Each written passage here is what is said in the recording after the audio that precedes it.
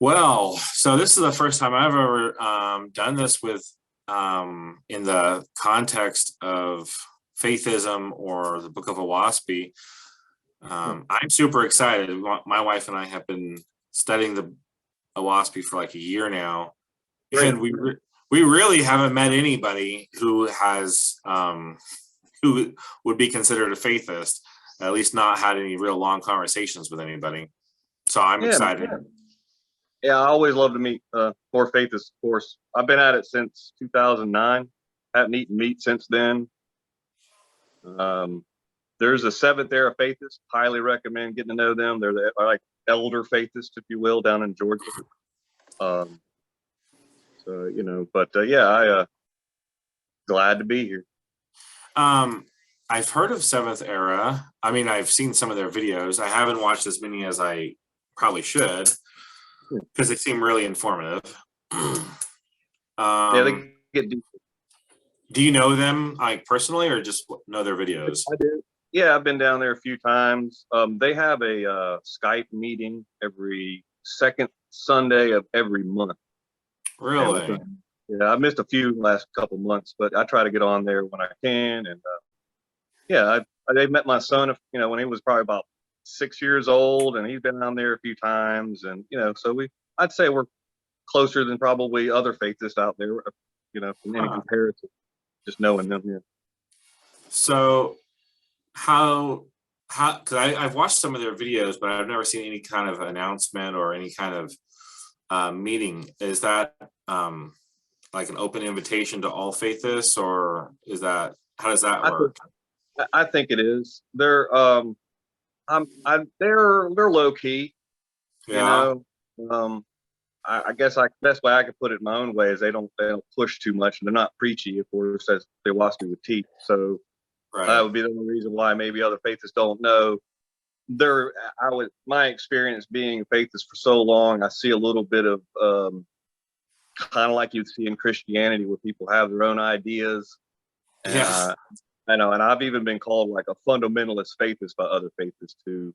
They, for whatever reason, they're mixing in other books with the Owaspie, and then it may contradict, and I'll say, hey, that's a contradiction, and they go, well, you're just fundamentalist faithists. So we in the Seventh Day Faithists kind of think that's funny, like, of course, you want to have a foundation, I'm like, there's nothing wrong with that, but and of course, there's nothing wrong with what they want to do as well. Not to judge, but the compatibility may be a little off there.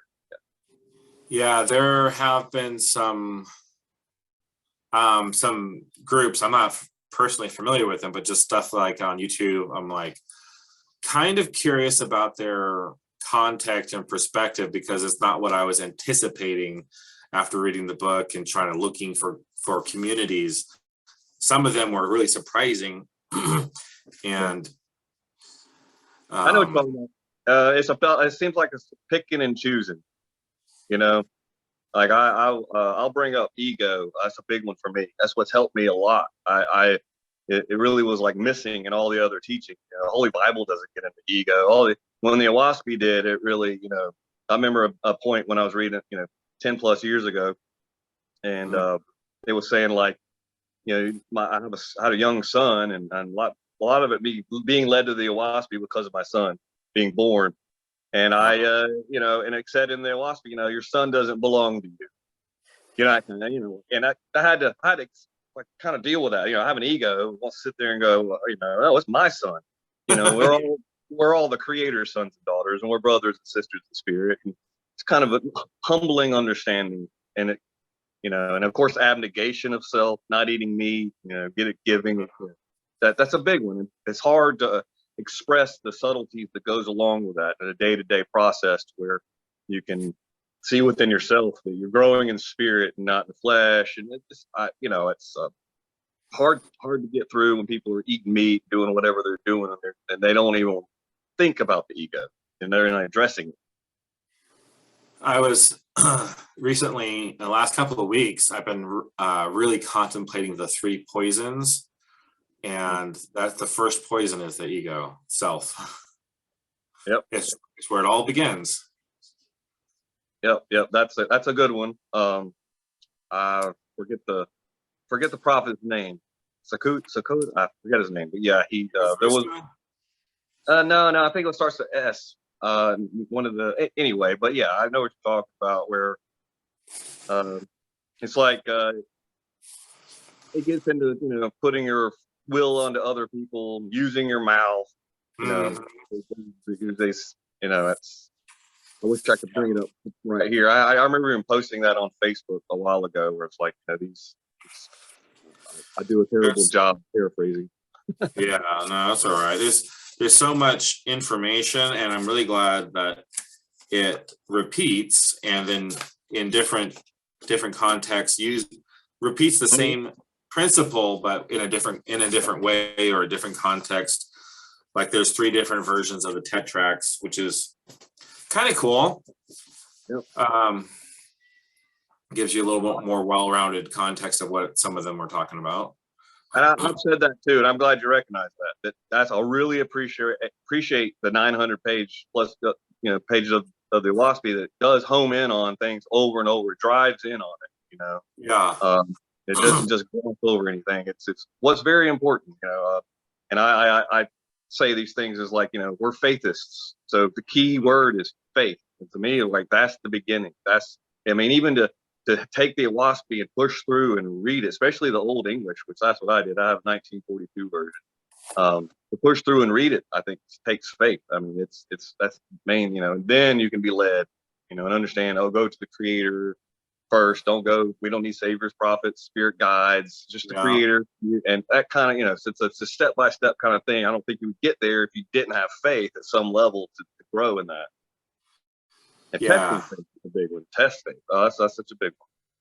Oh, testing. Yeah. When my wife and I we read the first time through together, now we're sort of going our own way. Sort of, she's reading much faster than me, but yeah, we have notes throughout the whole book. We have Googled till our fingers are bloody trying to cross-reference everything and research everything. And I'm scratching my head. I'm scratching my head the whole time because I'm trying to prove it wrong. I'm giving it the benefit of the doubt, but I'm pretty sure the whole book is just BS and it's wrong. By the time I'm done reading it, I'm like, there's no way it could be wrong. There's no way this guy could have made it up.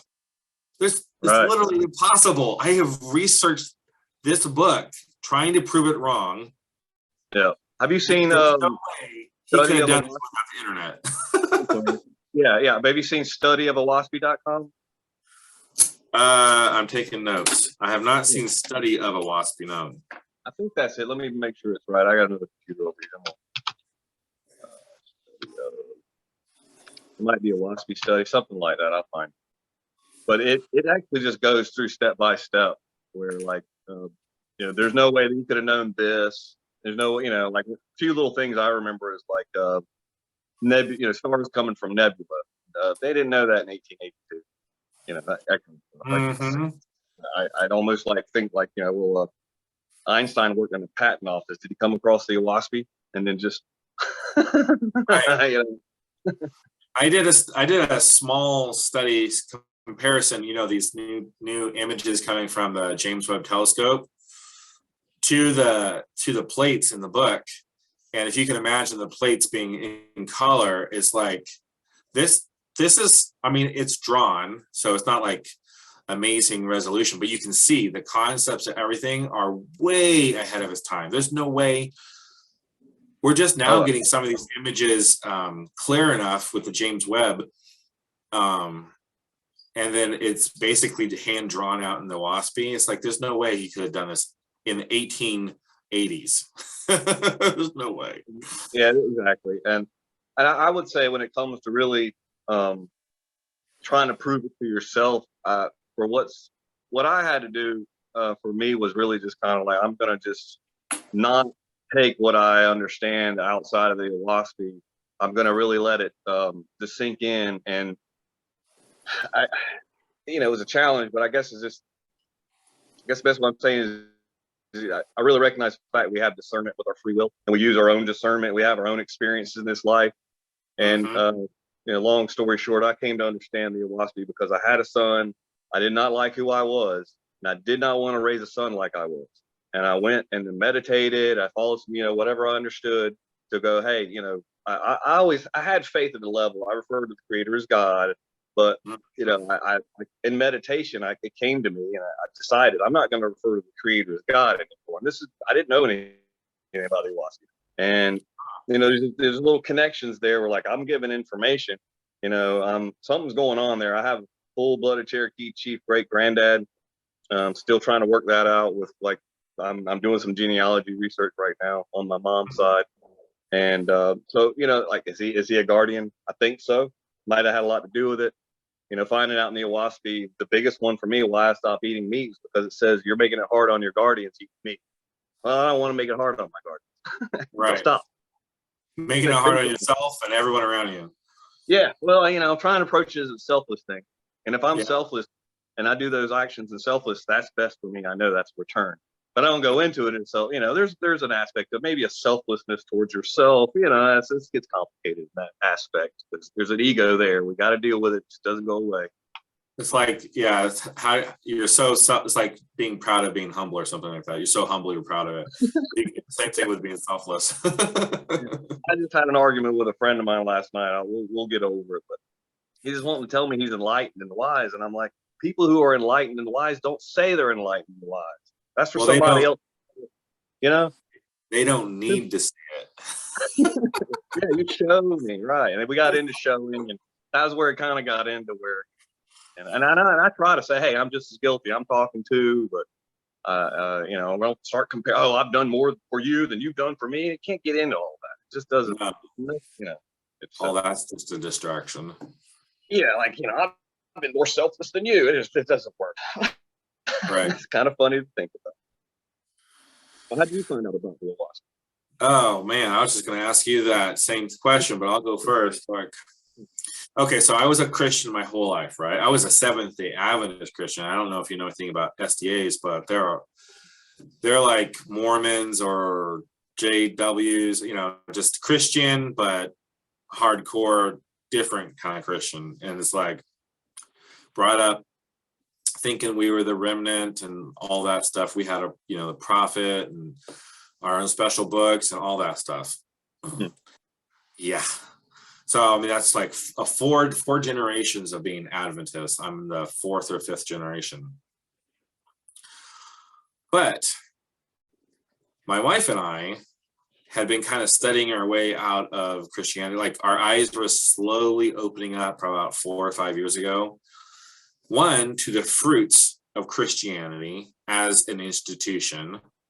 Two, the fruits of Christians, the claims Christians make on the Bible that the Bible doesn't make for itself. And we're just like slowly unpacking all these different subjects. And we're like, we left church, but we stayed like non-religious Christian.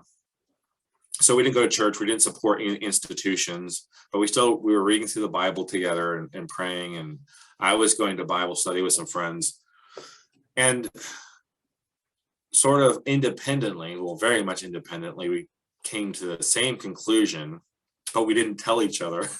We were afraid the other one was going to be like upset or disappointed, or we both realized that the Bible's bloody and violent, and that's the entire plan of salvation according to the Bible. And my wife was reading through the Old Testament, and she was reading through like, Leviticus or Deuteronomy, some bloody mess. And she's like, there is no way that my father is the one making these orders up. This is not the Father I pray to. This is not the Creator.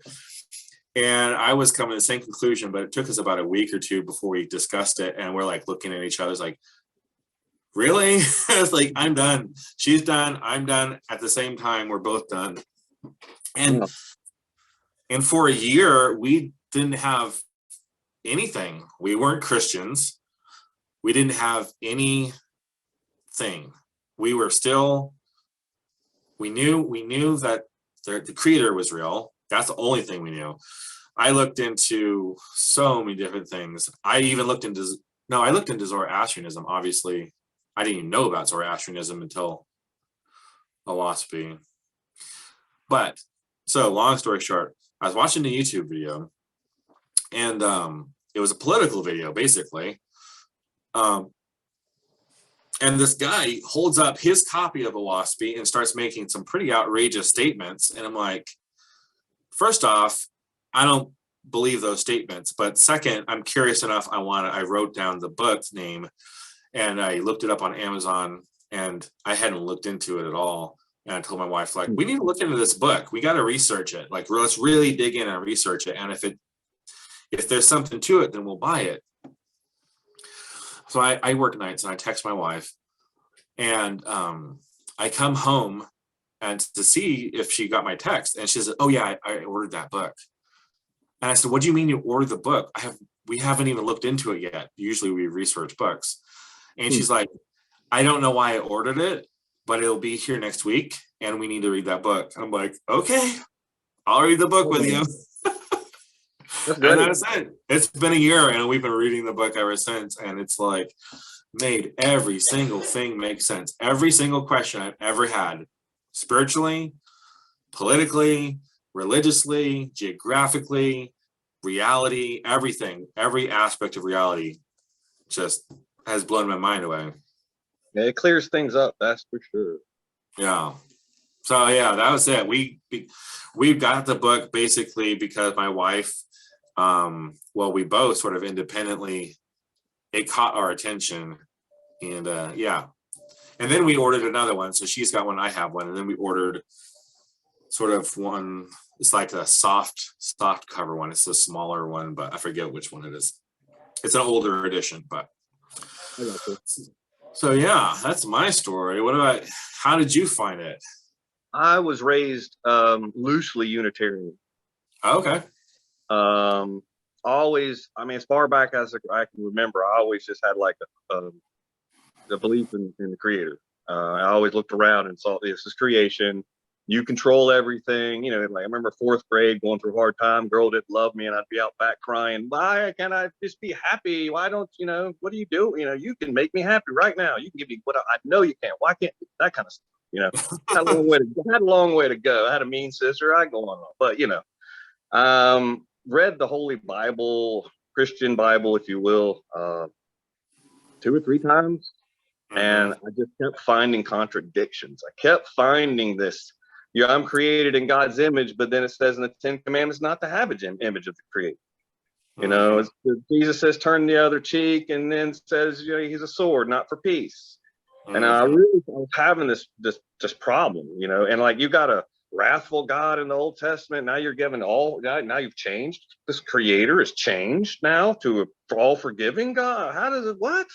You know, I just didn't make sense to me. You know, I was really, you know, looking into, in my teenage years, I dabbled in hallucinogenics and even want to, like, you know, question a lot then. And so I really looked at the Creator as infinite, like no beginning, no end, way beyond our understanding, respectfully, to where like I don't see you, you know, behaving like human beings where you're flawed in some way and you need to grow and learn, you know, all that kind of stuff. And so it took a while, and then once met my son's mother, and you know, he pretty, you know, honestly, you know, he was not planned. You know, son, if you hear this, we've had our talk.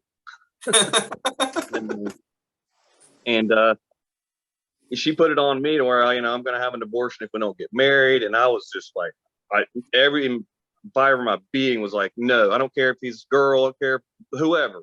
This is, you know, not going to do that. If somebody else wants to abort their child, fine, but not, no, I'll do whatever I got to. And he came into the world, and I'm like, I'm not ready. I'm not prepared. I'm, you know, you know, I just, you know, I needed to change. I really needed to be a better person. And things weren't working out with his mom, started going through a divorce, and I just broke down. I was like, you know, I remember meditating. I'm like, Creator, I can practically go buy a piece of bubble gum and it tells you how to chew it. And here I am having a son. Please tell me, what do I need to do? Yeah. And you know, and it just came to me, you know, it was like Creator's not a God. All these, you know, and I remember coming across, I don't know if you know Selah Shalom, he does some good stuff out. Again, we don't agree with everything. And he was saying Creator's not the God, and the Creator's not a God. And so I got to check this book out. I was going to say recommend if you haven't heard 30 Years Among the Dead. That's a good one. There's some books out there that actually seem to match up with the Owaspy that have nothing to do with it. 30 Years Among the Dead was written by Christian Scientist Methodists. It's kind of like where Christian Science came from, was Methodist. So respect there to the Methodists. And and if you read it, it's like step-by-step account of like, this is what I said, this is what the Spirit said, this is what it's kind of not a story or anything. It's very interesting. I like any of those kind of books that really kind of show the same light as the Owaspy, but yet they're not connected. And it even, it says it in the Owaspy that, you can get this information without having to read the Owaspy. You don't have to have it. It's just a book per se. I believe it's the greatest Bible with these books in the world. But that's, I'm not preaching to anybody and saying that's the only way or anything like that. A lot of that with the Owaspy is it's really clear, like, we're all different in our perspectives, and that needs to be respected in a sense of how everybody's touched a different way. It's okay. And start reading the Owaspy. There's the Owaspy Standard Edition.com. It's free to read online. That's from the Seventh Era Faithist. They do make a paperback version. That was kind of what they felt that they were supposed to do. Was to make a standard English version where it's not a bunch of thous and the these and the thys. It's not Old English. In my perspective, I wanted to read the older version to push through the Old English. Like there was a purpose for that. Whatever, not that it does. They do a great job. I've read their version. I've read the 1942. I've read the 1982 version. And there is no like King James version of the Owaspy type situation going on, from what I can tell so far, from what the versions I've read. The books may be in a different order, but they're all there. Somebody, there's the Eoline version out now. Really beautiful book. I got one still around. Yeah, and I think they added a book of knowledge in there. I've read it. I have no problem with it. Again, some other Faithists do. They say, "Oh, you changed it," and, they want to make a big deal out of it. So again, to each their own. Yeah, that's the main thing. Having a son, knowing that I was not going to want to be this person raising this son, and him. I don't know. And he's a great kid. He's 16 years old now. He'll get out of the car and run and hug you. I remember I was 16 years old. I wouldn't hug nobody. so he's really, really, and his mom's a great mom. Too bad we couldn't work things out. But so that, and that's it. And it's been great for me in the sense that I've grown and I've been able to mature, ripen, if you will. I'm very grateful. Say thank you every day in as many ways as I possibly can. And I try to instill that to my son. I remember when I was around him a bit more. He's in Ohio now. We still talk and hang out on the holidays and stuff. I remember raising him like, okay, make sure you say your thank yous before you go to bed. Make sure you say your thank you to the Creator, of course. So, I don't know. That helped, maybe. I try not to take a whole lot of credit and all this kind of stuff. More like I wish to be guided by the Creator, do the Creator's will, and then I say thank you to the Creator, not me. It's not me. That kind of That's cool. So you discovered Owaspy through Sila Shalom, or Sila Shalom, his YouTube channel. Yep, they're right. Just I don't even know. It's like it popped up on my. I wasn't even searching for it. It just popped up. I don't remember exactly which one, but I just remember him saying, Creator isn't the God. I'd already come to that understanding. Like at that point in time, I was saying Creator, universe, something of that nature. The Owaspy really helped home in on going, there's a person here. There's the all person, not just some it. Respectfully, you don't refer to your dad or mom as an it. So that kind of understanding. A lot of people want to say the source, and no. I'm not going to say no, but I personally, like that. There's a higher understanding to strive for. I had a friend in high school. He was trying to show me some wisdom. He was giving me some text from the Bible, text I had heard before, but it does help when sort of a different perspective is showing you. He's like, how can God be a jealous God if there aren't any other gods? And all these different things. And I was like, and then I had all these apologetics that had been programmed into me, and so I couldn't hear him really. I just kicked into defensive mode. But now when I read the Bible, it's so obvious that the truth that is in the Bible is so obvious. And there's so much that if you're willing to actually work at it, you can find is in alignment with a WASPy. You got to dig for it. But a WASPy is so nice because it's laid out, and we're probably both biased, but I don't find I have to do as much detective work when I read a WASPy to try and figure out when I read the Bible, I'm deciphering it on so many different layers and trying to figure out, like, is this true or not true? Is this who's what's the source of this part of it? That's one nice thing about a WASPy. It's one text from one source, and you either believe it and can corroborate it, or you can just throw it away. You don't have to be a detective as much as some of these other books. Right. And I would think, what the WASPy I think tries to say, to test your faith, to test your understandings. So what you're reading, don't take it in blind faith. You take it, you test it, and then you understand by living it. You stop eating meat, and you see, like, I had everybody telling me, you can't not eat meat. Everybody I know, you have to eat meat. And I'm here 13 years later. I'm as healthy as I've ever been. Yeah, I'm 6'1", 180 pounds. Everything's functioning well. I'll be 49 in April. That's a testament to me. And I'm not telling, if I tell people, they can choose to believe me or not. So it's your discernment is you do that, you figure it out. And I think personally, if you're doing it right, in my opinion, you're going to have faith and you're going to the Creator for guidance. And the Creator will guide you, and that very well does mean spirit guidance. But they're doing the will of the Creator, and then they're going to come down, or they'll. I don't know how it all works per se. Following the WASP teaches is it gives everyone purpose. In that sense, where it's not just the Creator going walla la shabam, it's done. No, he has he has a process. And when we have an infinite Creator involved, we are the ones that limit the Creator. The Creator is limitless. So a lot of that is catching our ego and catching ourselves while we think and limit the Creator.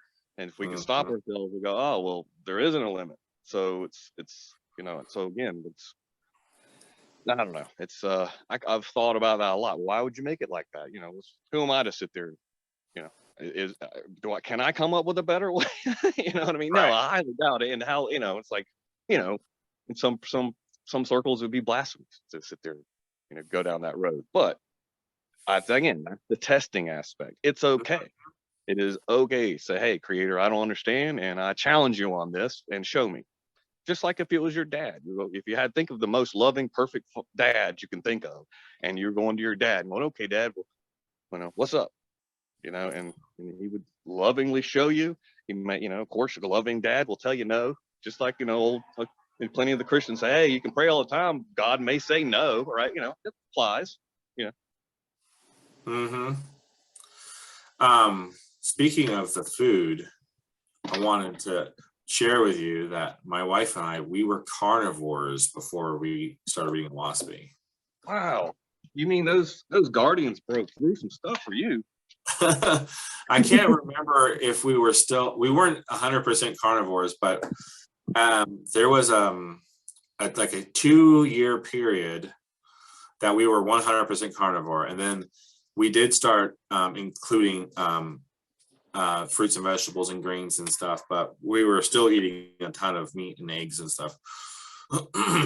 And so when we decided to become vegetarian, that was no small thing. Oh, yeah. Our bodies did not like it at all, and we were struggling. Like, for the first month, we're like, we have to have some kind of intervention, like, from the creator in order for us to keep going on with this, because our bodies was having a hard time getting it adjusted. And it was really, after a year now, I would say this is a pattern. Our bodies keep adapting where, now we don't want meat at all. But our bodies actually are, so we went from meat to no meat, but we were eating a ton of eggs. I mean, I could eat 6 to 12 eggs a day, just because I need, right?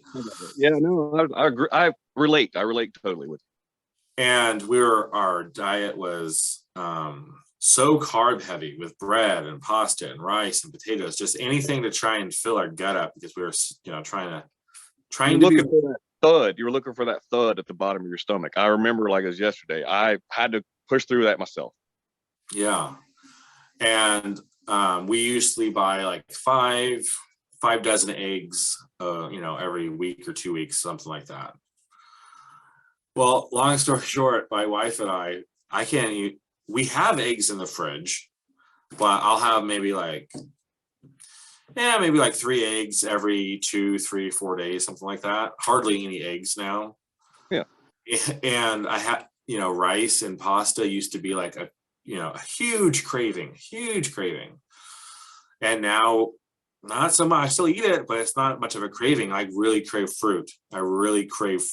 And nuts and vegetables, and the grains, not so much. We still eat the bread, but our bodies have changed so much, and our appetite has changed so much in a year.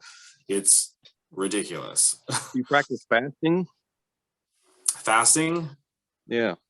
I have, and I do. The longest fast I've ever done is 10 days, but on average, I can only usually last about 4. That's better than me. I've done maybe 3 days at most, but I try to do a fast once a week. One 24-hour fast once a week. It seems, that's my own little preference that I've found. And again, when it comes to, I'm a vegetarian, but Seventh Day Faithist, they're hard-nosed vegans. I mean, just big, and they'll tell you not to eat wheat and everything too. But yeah, I if there's some egg and something, I'll pick through it. I'm not really big picky on that. I used to be more picky than I am now. But yeah, I was right there with you. Same thing. I was horrible eater before. I would just eat the McDonald's and just the nastiest, the nasty when it came to eating all that. And I remember going through a good 3 months of just cleansing. Like it was all the fibers of the plants were stripping my colon, and I had to come out. And yeah, it wasn't pretty. But again, there's a bit of a testament to pushing through that. Testing faith, because it takes faith to do that, especially when you have a world telling you I won't work, you're gonna die. Yeah, if we had more of a budget, we would be still much more improved in our diet. I would like to get rid of all grains. I would like to just be, this is interesting. So before we were carnivore, we spent a year and a half being fruitarian. Okay, I heard of that. It's all fruit, 100% fruit. There's 0 vegetables, 0 grains, 0 nuts, 0 oil, 0 everything, but just fruit, sweet fruit. Yeah. That's really expensive. I mean, way more expensive than eating meat, because meat, I will recognize that meat does no favors to our spirit and our energy, like going to the Father. But I found my body was naturally drawn to meat and functioned so well on it. I could go 23-hour fasting, intermittent fasting every single day with tons of energy. Yeah. Yeah. But with vegetables, I have to have so much more food. And that's why it's so much more expensive for me. Yeah. Yeah. And you'll see that changes. And you're a year into it or something. So yeah, you'll see it. It's worth the trouble, but I look as there's the WASP really expresses the unseen is potent, and the seen is impotent. So like a lot of that, like when you're getting these cravings, is very well be bruises on you, getting the craving. They're wanting it through you. And then when you stop, they either change with you or go away. And then the craving stops. Let me ask you about that. That's interesting. I've been wanting to have conversations on a practical level with Faithist, because my wife and I, since, well, our whole lives, but since recognizing it through the perspective of philosophy, recognize those attachments. We call upon the light of the Creator, and we, pray and meditate, and, we have our own little stuff that we do, and clearing ourselves out. But my question is on a preventative measure, because we really feel like, even our dog, if there is some gateway that's been inadvertently opened, my dog will look like she's having a seizure because she's got attachments on her, and we have to go through the process to get her cleaned out spiritually, energetically. Okay. So we've seen some really interesting things with the attachments. My question is more of prevention, because we have been racking our brains about prevention of attachments. And that's what we're curious about, because we can recognize when we get attached, we can do what we need to do using the principles that we know about and get clear. But preventing, we can't figure out how to really truly prevent the attachments from entering our lives. If you have any advice, that would be great. Yeah, sure. First advice, foremost, you go to the Creator for guidance. It's not me, but I do have I have my own opinions, if you will. What I understand it, what's really worked for me, we are faithist. Faith is the key word. There's no fear in faith. If you're in faith with the Creator, there's no fear. These druges and dark spirits, they get empowered with fear. Yeah. That's a big one to control within yourself. Messing with Ouija boards. If you ever done that, there's some past there you're gonna have to deal with, because it's not necessarily a curse, and you never can get over something like that. But it's just I've never done it. Let me tell you a story. Yeah, please. My dad smoked cigars in the house back in the day. I was 12 years old. This is the 80s. And he was reading something in Forbes, and he was like, "Come here, son, I want to try something." And he's like, "You trust me, don't you?" And he rolled up my sleeve and grabbed my arm, and it was like, and he's getting the cherry real hot. He's like, "You trust me, don't you?" Yeah, Dad, I trust you. And I trusted my dad. I can tell you another story on how much I trusted my dad, maybe at some other time. But so, I see him, he's like, "Look away, and I'm gonna burn your arm." And I look away, I feel this real hot, whatever, burn me. I look back, it's ice. And my skin blistered. And it acted just right. And that started me that right there started me with like looking up hypnosis, paranormal, Ouija board stuff, but really like reading about it, not going and messing with it, reading stories of people like messing with a Ouija board and they go die in a car accident. There's weird things happening with that kind of stuff.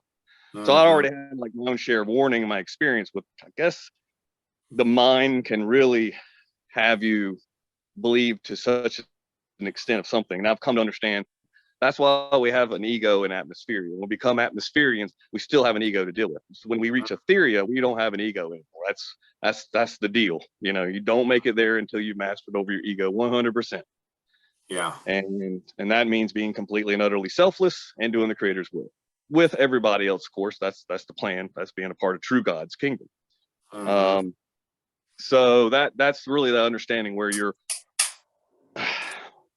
got to start almost reprogramming yourself, really questioning what's going on in your mind, and then you can have your own discernment on that. And again, a big one is faith, and seeking guidance from the Creator to show you, and being patient with that. And patience, that's what I mean. I am being patient.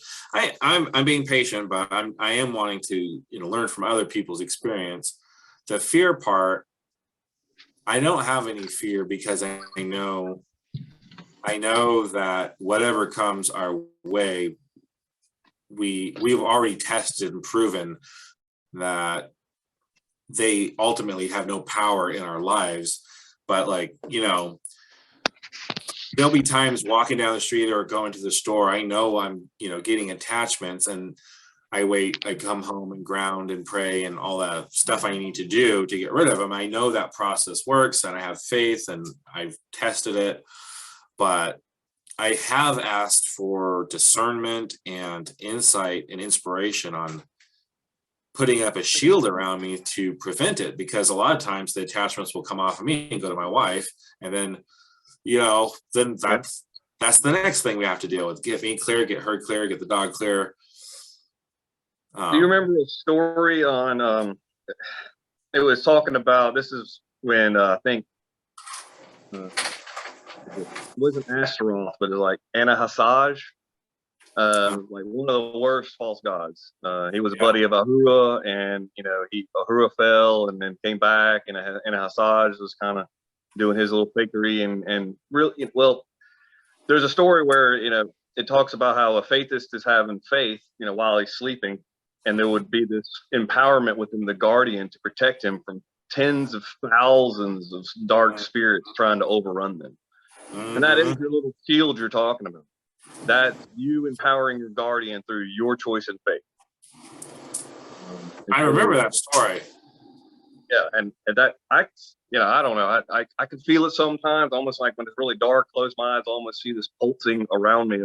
I don't know what it is. I could be reading into it or whatever, but it may be helping visualize or something. But being in there and staying there, and it's almost like not eating meat for a long time. It's okay, and you just it's like a natural natural thing, no big deal. Almost don't think about it. Same thing. So you're going to be in faith because you kept practicing, like riding a bicycle. That's it. But one thing I wanted to say earlier is the philosophy explains we all have drujas. The rich man may have thousands and thousands, and the poor man may have a few, but we all have. Yeah. And I try to look at them as I do look at them as they're my brothers and sisters in spirit. Like, you're my brother in spirit. We're all, sons and daughters of the Creator, and they are fallen. They're misunderstood. Yeah, they may be older. They may even be more experienced in atmosphere at some level. But main thing is to understand is we have to rise above them, and they come up with us, or they drag us down, and we end up being like them. Yeah, we have started about the time that we were, there was a time where we transitioned from casting them out to sort of like, it's now we look at it as a ministry. We are trying to help them go on the journey, just like we're trying to go on our journey.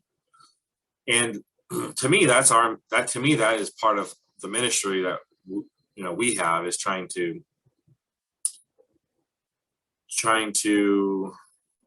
I guess clear out their confusion a little bit, at least long enough to get oriented. Yeah.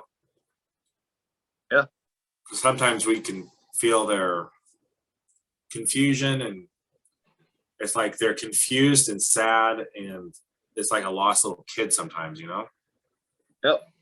Well, the 30 years among the dead is a good one. The main thing I tell people is that the main reason, I guess, is like at the end, is that what they're doing is they're helping people out of insane asylums. They're not able to be helped, and they're doing it by removing obsessing spirits off them. And then these insane people then are able to live a normal life.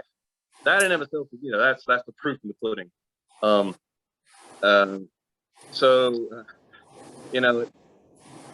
lost my train of thought where I was going with that. But the 30 years among the dead is a good one when it comes to just like showing a little bit of what's going on the other side, because they're having conversations. If the wife had the psychic ability to, and again, there's a hall into where like a brotherhood of love or some brotherhood of light came to this man who was having an experience when he was what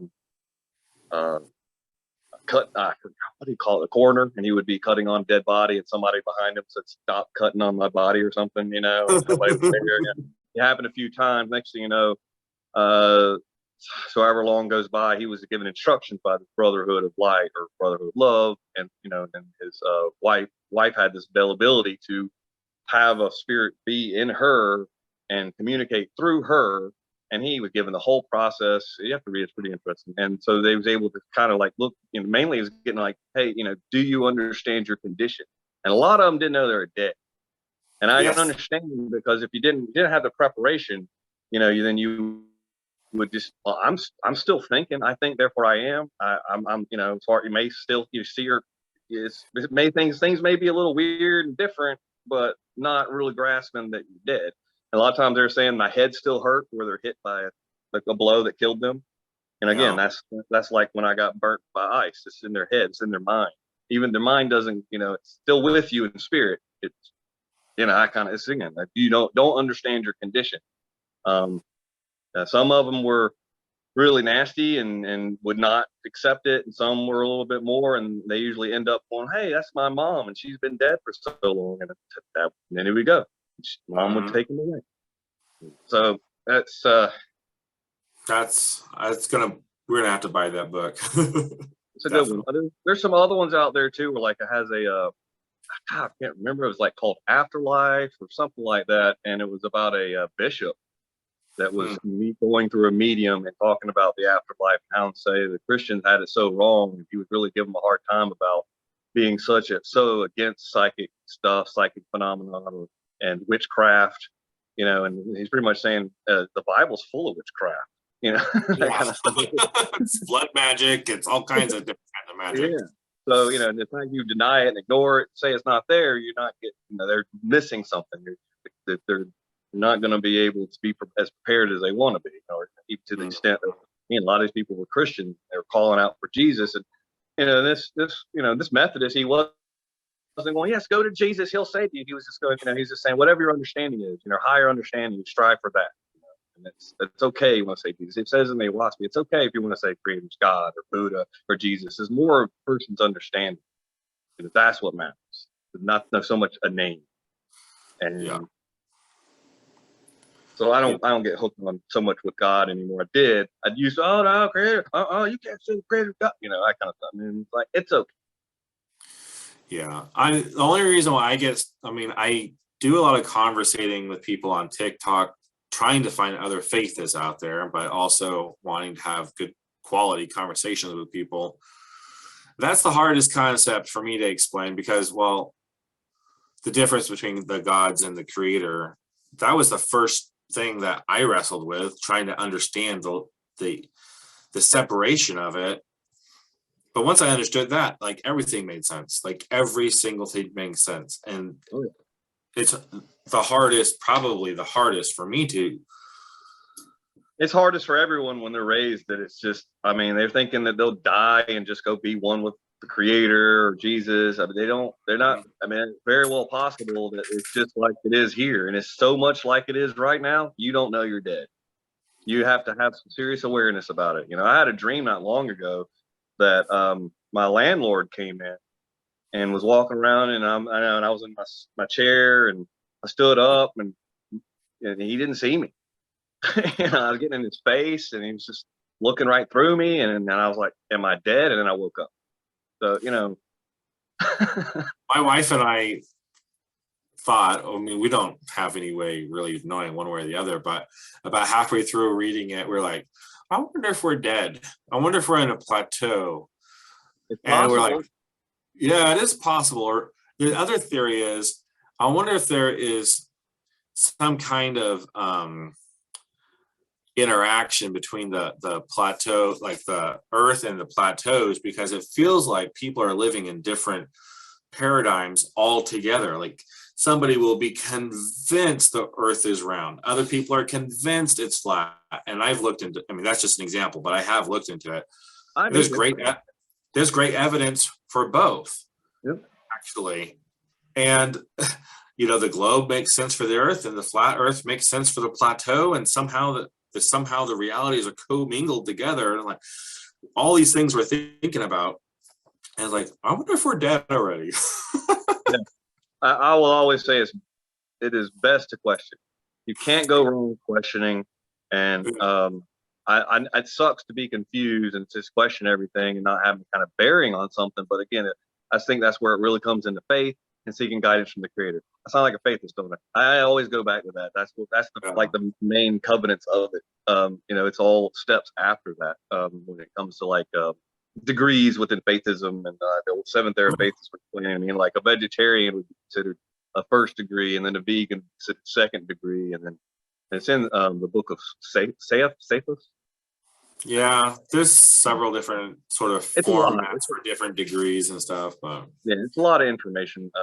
And I've read it a few times, and I have to keep reading. I go back over it because it's so much. And I always find something. And it's like, oh, I don't remember reading that. I don't remember, just take this. It wasn't there at that time, and now I am, and now I'm seeing it with different eyes, whatever you refer to.